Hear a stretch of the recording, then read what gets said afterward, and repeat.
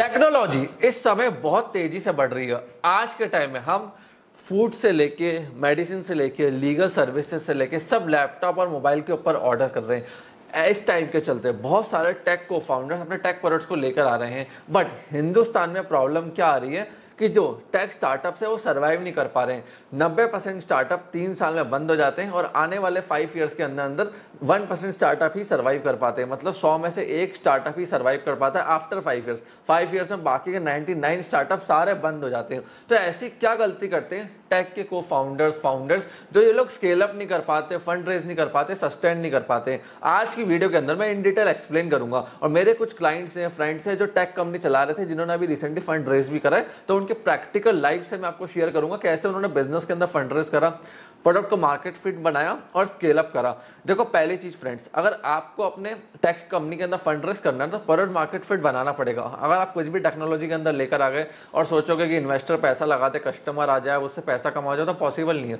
जब तक कस्टमर की एक्चुअल प्रॉब्लम आपका प्रोडक्ट सॉल्व नहीं करेगा, आपका धंधा नहीं चल सकता। जैसे फोन पे, पेटीएम है, गूगल पे, इन्होंने क्या करा, अब मुझे बैंक से ट्रांजैक्शन करना है, घर से कार्ड लेके निकलूं, ये सब कुछ फोन के अंदर लेकर आ गए, तो फोन से इजीली मूवी टिकट बुक कर सकता हूँ, पैसा पे कर सकता हूँ। अब बहुत सारे लोग कंफ्यूज हो जाते हैं, एक होता है टेक एनेबल प्रोडक्ट और एक होता है टेक बेस्ड प्रोडक्ट। अब टेक एनेबल प्रोडक्ट क्या होता है, जोमैटो टेक एनेबल प्रोडक्ट है, मतलब फूड डिलीवरी तो पहले भी हो रही थी, मतलब टेक्नोलॉजी लेकर आ जाए स्केल अप करने के लिए। ओयो पहले भी होटल्स बुकिंग होती थी, ओयो की मदद से वो स्केल अप कर पाए। मेक माई ट्रिप पैकेजेस पहले भी बिकते थे, मेक माई ट्रिप ने टैग की मदद से प्रोसेस को इजी कर दिया। तो ये टैग एनेबल प्रोडक्ट्स है, मतलब एग्जिस्टिंग प्रोसेस को टेक्नोलॉजी जोड़ के स्केल अप करके।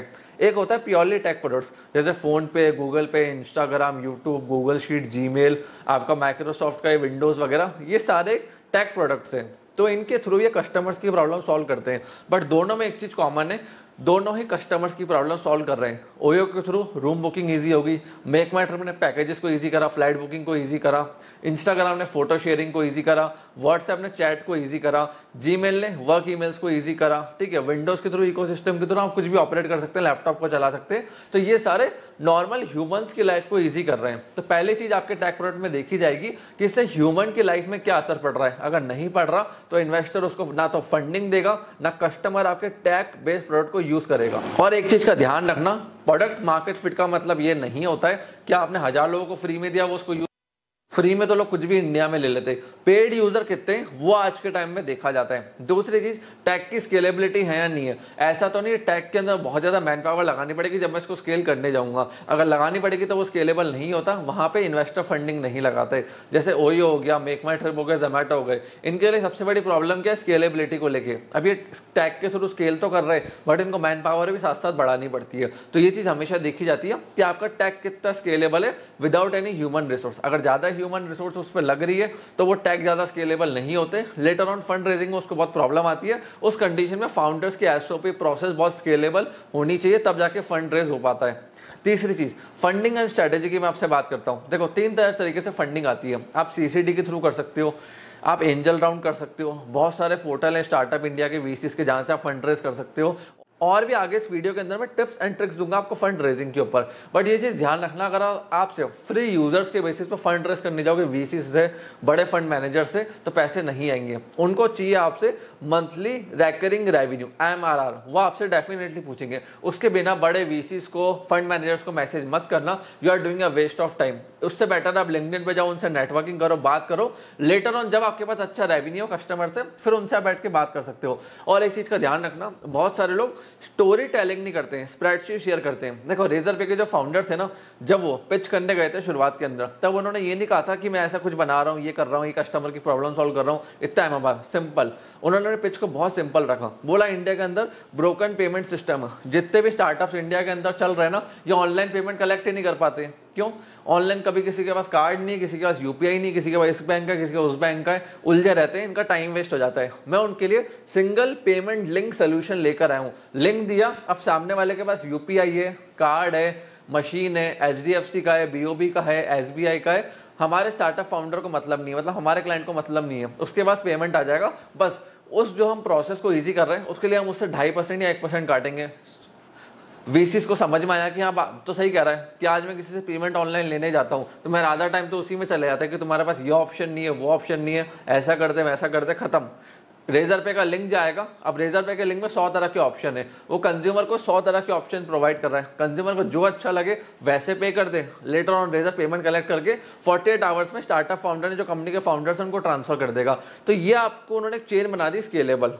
अब आपको देखना है कि राइट टीम आप धंधे के अंदर लाओगे कैसे, क्योंकि सिर्फ टैक्स से कुछ नहीं होता है, बिजनेस के एक्यूमेंट होने चाहिए, बिजनेस चलाने वाले होने चाहिए, सेल्स भी बहुत जरूरी होती है। अगर एक अच्छा प्रोडक्ट है उसकी सेल्स ही नहीं है तो वो किसी काम का नहीं है। और जितने भी वीसीस बैंगलोर के अंदर बैठे हैं वो हमेशा पूछते हैं कि फाउंडर के साथ को फाउंडिंग टीम क्या है। टैक वाले तो जरूरी चाहिए ही चाहिए टैक बाय स्टार्टअप के अंदर, बट और भी लोग कौन से हैं जो फाउंडर को मदद करेंगे स्केल अप करने में, सेल्स करने में, प्रोडक्ट बनाने में। बहुत सारी चीजें कॉम्प्लायंस की भी पीछे होती है। और एक चीज का ध्यान रखना, अगर आप वीसी से पैसा उठा रहे हो तो कॉम्प्लायंस सबसे जरूरी है, चाहे एंजल पकड़ो चाहे वीसी पकड़ो। ईसॉप्स पॉलिसी आपकी होनी चाहिए, ठीक है। एमसी की सारी कंप्लायंस पूरी होनी चाहिए, प्राइवेट लिमिटेड आपके पास डेफिनेटली होनी चाहिए। ओपीसी एलएलपी मत बना लेना अगर आप टैग को स्केल कर रहे हो और फंड रेज करना चाहते हो। जीएसटी आपके पास होना चाहिए, ट्रेडमार्क, कॉपीराइट, पेटेंट, जो भी आपने टेक्नोलॉजी ब्रांड नेम रखा है ये तीनों आपके पास होना चाहिए। फिर डेटा प्राइवेसी को लेकर सारे कॉन्ट्रैक्ट सॉलिड होने चाहिए। देखो वीसी ये सब क्यों चाहता है ड्यू डिलिजेंस के अंदर, क्योंकि रोज वीसी सुबह आपके ऑफिस नहीं आएगा चेक करने आज आपका क्या चल रहा है, आज आपका क्या चल रहा नहीं।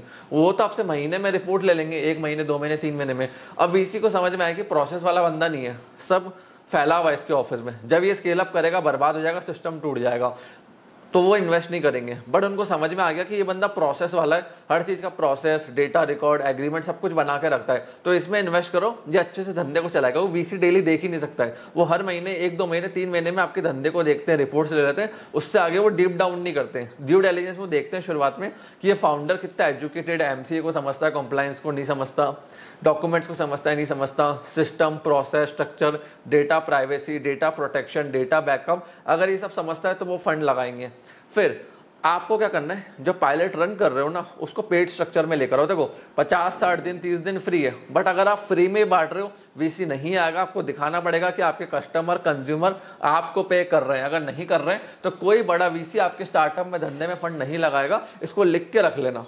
8वीं चीज, आपको ग्लोबल वर्सेस इंडियन मार्केट को भी समझना है। देखो काफी सारे फाउंडर्स से मिलता हूं जो टैग बेस्ड कंपनी चला रहे हैं, वो इंडिया इंडिया करते रहते हैं। देखो अगर आप इंडिया का बना के इंडिया में बेचोगे तो रुपीस में पैसा आएगा, डॉलर्स में कमाने का सोचो, मिडल ईस्ट में कमाने का सोचो, सिर्फ इंडिया टारगेट क्यों करते हो। मेरा एक क्लाइंट है, पहले वो इंडिया इंडिया टारगेट कर रहा था, एक छोटा वीसी आया, फंडिंग लगाई, उसके बाद कंपनी ग्रो नहीं कर पाई।